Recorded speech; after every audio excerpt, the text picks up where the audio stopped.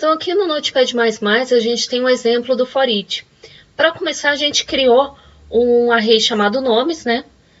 Que tem as seguintes informações. Primeiro, na primeira posição, nós temos o nome Alissa, que foi alocada na variável aluna, né? Na posição aluna, melhor dizendo.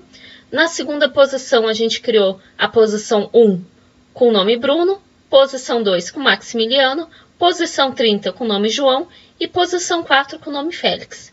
Se eu quisesse mostrar esses dados na tela, eu precisaria ou percorrer, mostrar a lista de nomes que existem nesse array. Eu posso fazer de várias formas. Posso utilizar um laço de repetição tradicional ou posso utilizar o for each. O problema do laço de repetição tradicional é que a gente não tem controle sobre as posições. A gente teria que colocar aqui no nosso array a Alissa como posição 0, Bruno com a 1, Maximiliano com a 2, o João com a 3 e o Félix com a 4. Ou seja, a gente teria que ter esses valores com as chaves já na sequência. Caso contrário, a gente não teria como obter todas as informações. Outra opção seria utilizar aquelas funções de manipulação de array. Então, para pegar sempre o próximo elemento até chegar ao final do array. Porém, o PHP quer facilitar a nossa vida. Existem formas mais fáceis da gente percorrer esse array sem precisar se preocupar tanto com a programação. Então, no caso aqui, a gente criou o array nomes e a gente vai utilizar o for each neste momento só para exibir essas informações na tela. Vocês poderiam fazer outras manipulações, como colocar esse nome em letra maiúscula, contar quantos caracteres tem cada nome das pessoas. Isso vai do gosto de vocês. No nosso caso, a gente está fazendo um exemplo bem simples, que é só mostrar o nome dessas pessoas. Ou seja, eu vou mostrar Alissa, Bruno, Maximiliano, João e Félix. Como é que eu poderia mostrar esses nomes? Usando através de um for each. Então, for each com o array nomes, né? Então, notem que esse nome de variável é exatamente o nome do array que a gente criou aqui. E cada variável temporária, a gente vai, cada vez que ele encontrar um desses nomes aqui dessa lista, né, de nomes, eu vou jogar temporariamente na variável array. Então, nessa variável nome. Essa variável nome vai ser a variável que eu vou escrever aqui no meu echo. Então, echo nome e dar uma quebra de linha. Esse exemplo de for each é o for each mais simples, onde a gente só vai pegar para cada elemento do meu array, eu só vou pegar os valores, ou seja, esses nomes aqui que estão alocados no meu array. Se eu quisesse pegar o conjunto chave, ou seja, essa informação, essa, ou seja, a posição, né? Quero pegar o 30 e pegar o nome no meu elemento, no caso João, eu teria que escrever o for each dessa segunda forma. Então, aqui eu tenho o for each da variável nomes, onde o meu primeiro elemento, né, minha primeira variável, eu vou colocar a chave desse meu array, e na segunda variável aqui, chamada valor, eu vou colocar o próprio valor do meu array.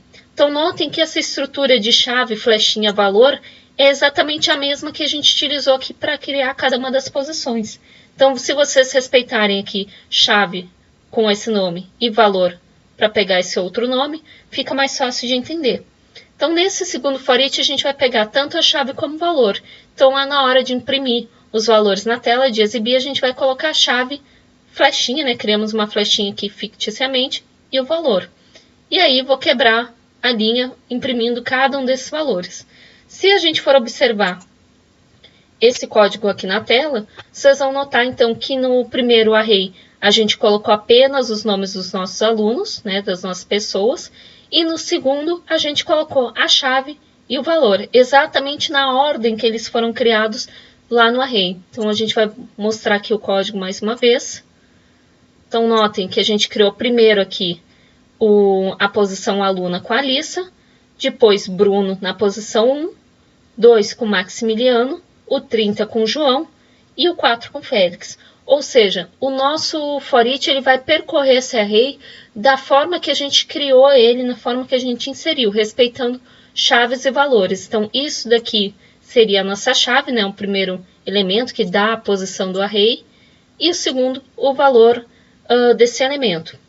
Os arrays eles estão presentes em várias partes da nossa programação.